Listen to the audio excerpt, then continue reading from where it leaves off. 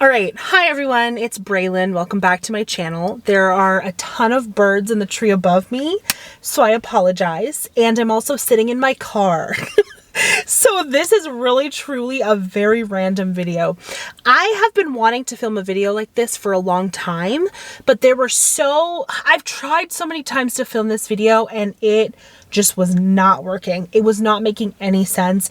And every time I tried to film it, it just wasn't good. And the reason I'm sitting here filming in my car now is because I just got off of a phone call with someone kind of about this topic, and it really just kind of, I don't know, reignited my flame to talk about this. So I thought, why not take the opportunity and film in my car, because that just feels very authentic to me. So the topic of this video, you can probably see from the title, is things that I wish I knew before I started teaching. I just got off the phone with one of my friends and it was a great conversation. She started teaching in January after she graduated in December, so she's only done about half a year of teaching. And we were just kind of reflecting on the year and chatting about it, and she was kind of upset and angry realizing that there were so many things that no one told her about teaching that she wished that she had known. I think that there are a lot of things that you can learn from a vlog, and there are a lot of things you can learn from Instagram that are like, I didn't know this or whatever. And then there are a lot of things you can learn from your preparation program, whether that was in, undergrad, university, or graduate school or graduate college or something. But I just feel like there are so many things, like specific things that I wish I had known before I started teaching special ed that just kind of like caught me off guard, and things that I heard about, but I didn't realize like the severity of them until I started teaching. I do want to say I love my job. I love my school. I'm not complaining about any of that. I love my kids. I love every part of that. It's just that it's just hard. It's just hard. And we're coming off of like easily one of the hardest years ever for any teacher, and one of the hardest years for me as well in a lot of ways. And so anyway, I'm blabbering. This is kind of easy, kind of a given, but like I knew that there'd be a lot of paperwork. Like I knew there would be a lot of organizational skill usage, but I did not realize how heavy and tedious that paperwork would be, and how important it was to get it right the first time, and to have the correct dates, the correct student, the correct name, the correct like timeline and all of these things. I had literally no idea how intense it would be. And now I've been teaching for 4 years, but I think it does get easier in a lot of ways, but caseload management should never really be that easy because you have to pay attention to it. And I wish that someone would have like really sat me down and shown me in university, like, this is like the average amount of time you're going to spend on paperwork. These are the average demands, that kind of stuff. I had no idea. So if you're a teacher, like a first year teacher, or you're about to start teaching, there's no way to prepare to organize for that. You just kind of got to go with it and learn from the teacher that's next to you, learn from people above you, figure out a system that works for you. But it's just no one can prepare you for that ever. The second thing is I was not prepared for IEPs, like at all. And I think I knew that it would be a lot of work. I knew that they were kind of tedious. And I remember like going into my first job being like, yo, I don't know how to write these things. Someone better help me.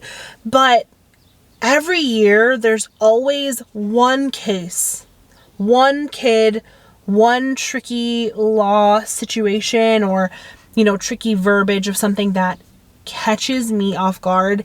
And the first year I was teaching, I had a caseload of 13 kids in my classroom, my sub-separate classroom, and their IEPs were so detailed, and they involved multiple districts and family and divorce and like all this stuff. And I had no idea. I had no idea. Like, I feel like that was something no one really told me about. No one really prepared me for how heavy that was going to be and how hard that was going to be. Nobody, I have so much to say about this topic. Nobody, I don't know how to explain this. University, you learn things like how to teach reading, or how to teach science, or how to teach math. And usually the classes are, 1 or 2 semesters or something like that. But it was very disjointed for a lot of my classes at least. I don't know if it was for other people, but it was kind of disjointed in terms of like, I learned how to teach reading, I learned how to teach math at different levels, but no one taught me how to put all of that together and teach a class of different levels at the same time. No one prepared me for that. And you don't know what you're going to get, right? Like sometimes you're going to get a class where everybody's kind of in a similar level. Sometimes you're going to get a class where people are at different levels. Sorry, my neighbor is coming out of the house and seeing me talking to my camera. It's super embarrassing, but no one prepared me for that. So then I'm just like, you know, in my first year, and I realized like, oh, wait, like I'm about to have like a gabillion different kids doing a gabillion different things. Like I actually don't know what I'm doing, right? All right, I had to move the camera because it fell. That's fine. I felt like my first year I had 4 grade levels and about 10 different levels of student-wise, like where they were at. Some were higher level, some were really low. And I just had no idea how to put all that together in a cohesive class. And that was so challenging and so stressful. And I don't know, I think I think about it all the time. Like no one prepared me. I wish that somebody had just sat me down and been like, yo, Braylon, like this is what's going to happen. At least try this, or this is how to combine everything together or something like that. There's more. I wish people would have told me what was important to buy and what was not important to buy. Like, I remember being like about to start my first year of teaching, and that summer I was on Instagram, Teacher Graham. This is like a few years ago. There weren't as many people on Instagram, but I remember being like, oh, I need this bundle and this bundle and this task box and this whatever, these file folder games, whatever. And half of them like didn't even apply to my students because right before I started teaching, I got switched grade levels. So like I basically wasted hundreds and hundreds, if not thousands of dollars over the past couple of years on things that I just thought were fun or things that I thought would help, but I didn't need to buy all that stuff. Today I was reminded of that.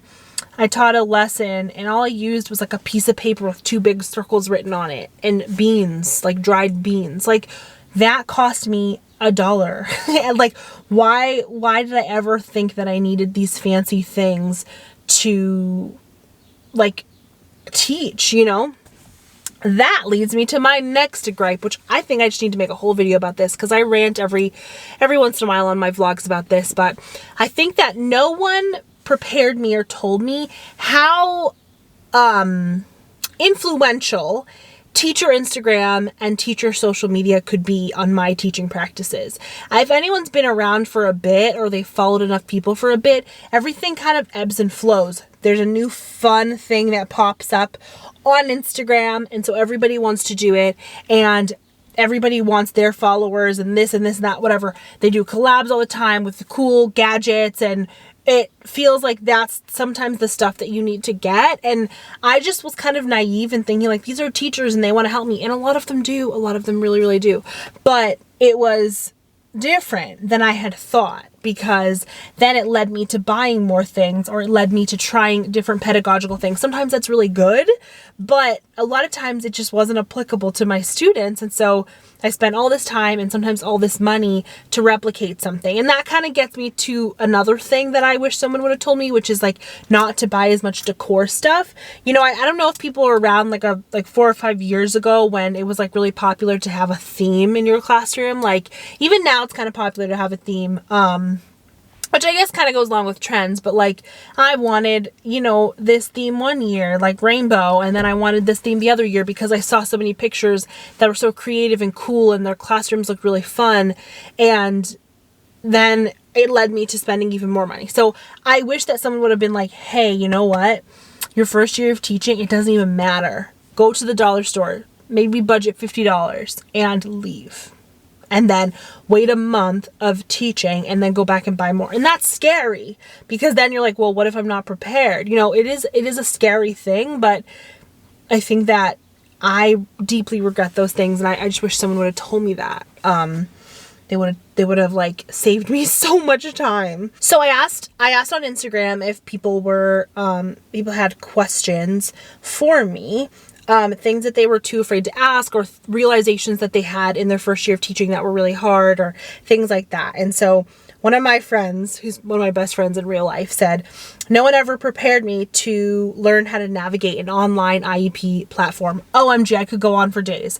Basically, IEP platforms, there are like a gabillion of them. Like there's so many different kinds, Frontline, eSped, Power School, the list goes on and on. They're just websites that house IEPs. And so districts just buy the one that works best for them. And they're so not intuitive. And so you could work at one school for a few years, you go to a different school, and even within the same district, and they have a different IEP system. And it's just like, I don't know. It doesn't work like Google. That's all I gotta say. Someone said no one prepared them to go into their first year of teaching and go into a classroom that was full of junk. Maylene from Mrs. Calls Campers, who's an incredible human, she has a whole series of setting up her classroom, and her classroom she just finished up with had so much junk, and she did a really good job. She kind of did a whole inventory of the manipulatives, the toys, whatever, and she gave a bunch away and threw stuff away. And that's like a real life thing that no one prepared me for, is that like you go into a classroom and sometimes there's junk. My second classroom I ever had within the same building at my first job, and it's in my classroom tour video if you guys have ever seen that. I'll leave it linked down below, from a few years ago.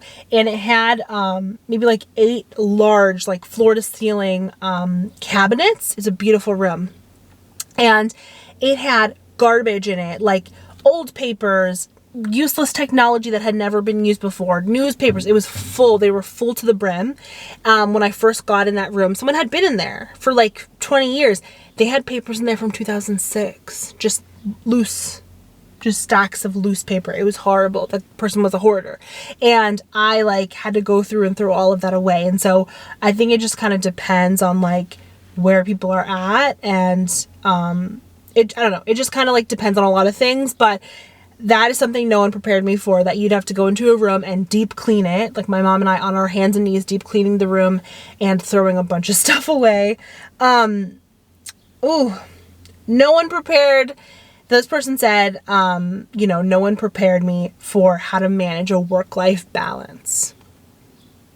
Girl, I know that's probably like a class that nobody could ever take at a university, but time management, like a time management class, I don't know, for any profession is worth it, but I think for teachers is so important. Like, I don't know, an efficiency class, something like that. No one prepared me for that. How to have a work-life balance. And I think most teachers finish their year and realize they don't have one, and they work really hard to get one in the subsequent years. But yeah, no one prepared me for a work-life balance. Still working on that. Ooh, okay, this is good. That they weren't prepared for having speech-only kids on their caseload. So this, I think, is more common in like early childhood, but actually, no, at my school it happens too. A lot of times special ed teachers will be like case managers. That's really common in a lot of states. And so a lot of students only qualify for an IEP because of communication. And so they only get speech. Yet the special ed teacher has to communicate with the parents, run the meeting, and communicate with the speech and all that stuff. And I think like just case managing a kid that you don't see is like really weird to me, but like I know it happens. I'm like, I wish the SLP could just case manage, but that's something that no one prepared me for. That like you would have even additional paperwork for kids that you don't even see, or that you don't even have, what's the word? Not jurisdiction, but like jurisdiction over. No one prepared me for the fact that I would have to use grade level gen ed standards to justify my lessons. Girl or boy or anyone. Yeah, not my school now, but my old school, we would have to put up our I can statements and our standards that we were hitting. Everyone in the building had to do that. But I had like 5th graders who were working on decoding. And so it was kind of like I had to find the grade level version and then dwindle it down to what my student was working on. And yeah, no one prepared me for that I'd have to justify every piece of what I was teaching to a grade level standard, even if that person wasn't on grade level. yeah, it's hard. It's definitely a hard profession. No one prepared them for inclusion. I got that a bunch of times, just like how inclusion works, what it looks like, how to communicate with the teachers, how to make a schedule for that. Like, especially if you start a new position or you have a new kid or a new class and you don't know that kid very well, but they have 4 hours worth of inclusion. Like, you just don't know, like, what supports do they need specifically, like how are they going to operate with that new teacher, with all that new stuff, and finding time to still get them on grade level. Hard. Yeah, that's definitely tricky. No one prepared me for how hard co-teaching is as a sped teacher. So I've not actually had to do this, and there are not really any sped teachers, I think, on YouTube that co-teach, but there are definitely some on Instagram. I know that Engaging Little Learners, she co-teaches the 2nd grade classroom, and it's hard. My first student teaching experience, was a co-taught classroom, a 3rd grade room with a gen ed teacher and a special ed teacher, and they were best friends. They had been teaching for 15 years together. But yeah, it's a lot of work, and I think like knowing like when to step on people's toes, when to not step on people's toes can be really, really tricky to like figure out. And yeah, it's hard. No one prepared me for that, and I don't know if you can prepare yourself for that before you start. You just kind of have to jump in, but whoo, let's see. No one prepared me for defiant, non-compliant students. That's a big one, non-compliant students. Ooh, okay, I'll just end it here because I feel like I'm going to be talking for forever. But the last person said no one prepared me, that's the prompt, for how nervous I was going to be to run my own classroom after having been a student for 18 years. And I think to end it on a more positive note, or to end this video on a positive note, it is definitely scary, and I didn't even dive into like other things, paraprofessionals, all this other stuff. I have plenty of videos on those, so if you're new to my channel, go check those out. When you're a student, you know, in high school and university and all those things, you are used to being the student, and you plan on being a teacher, but it's so different when it's finally you. Like when you're finally standing there with 30 eyes or 50 eyes on you, you know, and you're like, what do I say? What do I do? And it's stressful, it's scary, and it's like just an experience that it's a beautiful experience, but it's also so scary. And I think if I can sum up this video, it's that no one's prepared, and I wish someone had at least like told me a few things and given me some pointers, but at the same time, learning by just like fire and like trial and error was really what like helped solidify those things for me. And so it's hard to like, I want to make sure I share about this stuff that I feel like nobody wants to talk about on the internet, but at the same time it's like I can't even give you tips because it's so different and so dependent on kids and experiences and all these things. And so if I can finalize the video on anything, it's just, this is hard and this is hard work, but it's so worth it. And it's so fun. But someone pulled up behind me and I don't want them to see me vlogging. So I'm gonna leave. This was fun. Yeah.